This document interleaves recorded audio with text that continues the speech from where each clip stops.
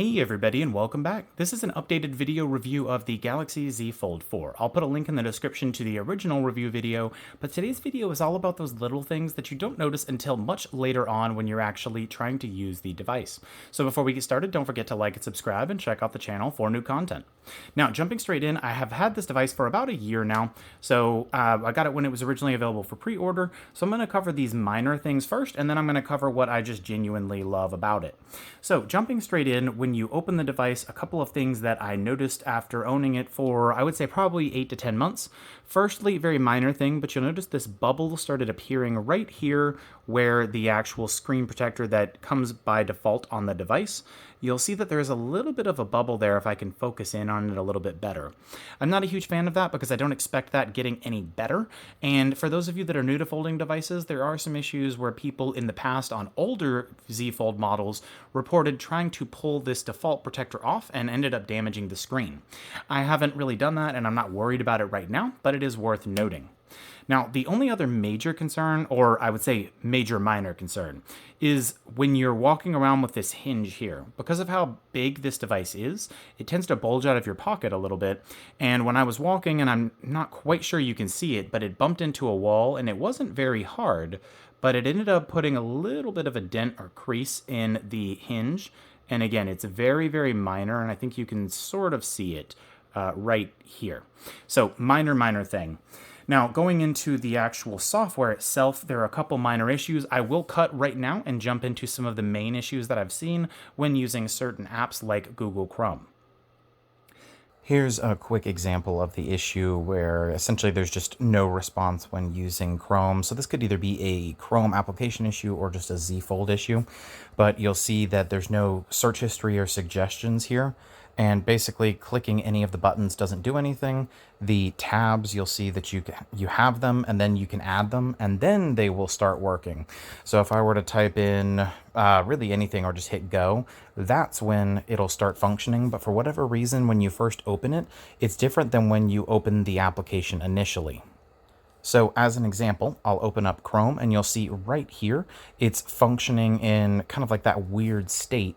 However, if I open up and just close it, and then we go back to our browsers, then you'll see that it should open up as expected using the actual Google page. So it just has that weird behavior and it's very, very intermittent. Now, this next one isn't necessarily a Z Fold issue, although it's only going to appear on folding phones. So you'll see we have YouTube Studio opened up here. This is one of several apps. I believe Pandora at the time of filming also does this. So you'll see we have the app open. Now, once I've closed the phone, when I go to open that app again, you'll see that we get this notice to restart YouTube Studio because it can't be resized while running. Now, again, this is something that isn't necessarily on all of the applications. For example, Google Chrome works very, very well. I've seen this on, I believe, Pandora and YouTube Studio. Unsure of if or when that will actually be fixed, but again, it's a very minor issue. Now that we're back, a couple of other things you'll notice is if we have Pandora opened up here and we decide, okay, I want to run it on the outer screen, you can close it, unlock the device, and when you decide to open up Pandora, you'll see that you'll get a message like this. Now, this is kind of like it's not super common, it's only for certain apps, but it can't be resized while running. Again, very, very minor concern, but it's the same thing when you work in reverse. If we open up Pandora here, and then we decide, okay, I want to open it up on the inside, it will open up in the window the same size as it was on the front. So for some reason, it can go from the outside to the inside and still work, but it can't go from the inside to the outside. And again, that's a minor thing, just some certain software issues that I'm not really sure if I think that they're more for the actual people like the creators of Pandora and things like that, but it's just worth noting. Outside of that, there are no other major issues aside from the noise that the screen makes when it opens and closes. So I'm going to try to put it near the speaker to see if you can pick it up.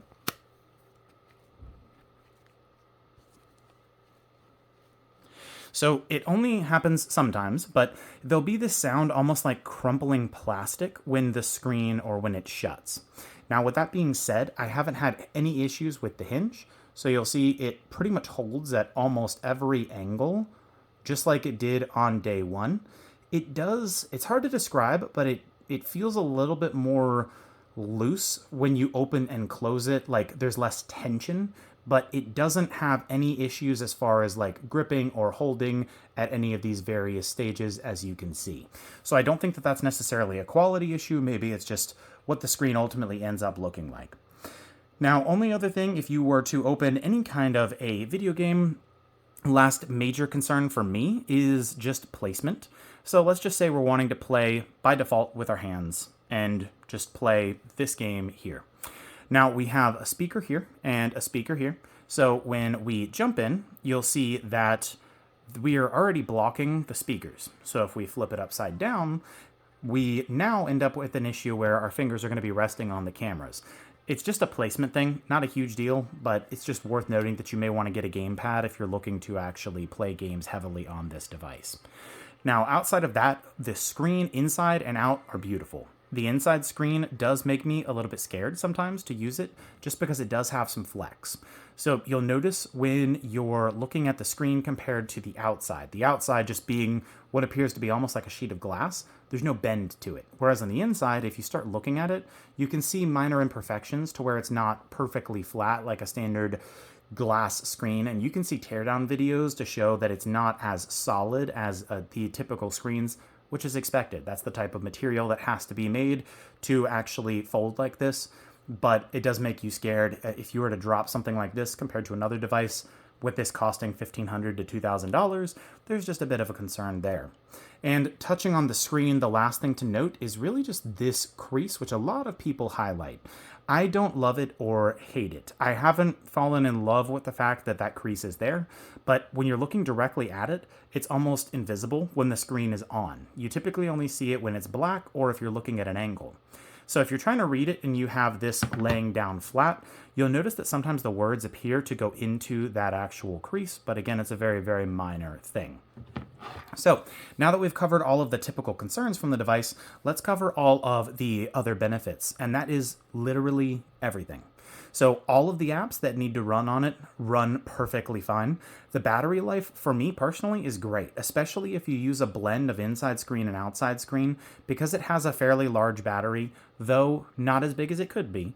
If you're using the outside screen a decent bit, it's almost like using a phone with a massive battery but a tiny screen, whereas if you're using it on the inside, obviously you're going to need to charge it a little bit more frequently. But I can typically get over a day's usage on this thing with pretty heavy usage. That's everything from recording YouTube shorts to working with or playing games, messaging, watching YouTube videos, using the internet browser, mixing it up between the actual internet or the cellular data.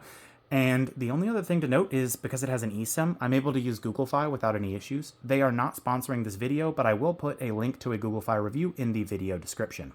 Only other thing, it has all of the other cool features you would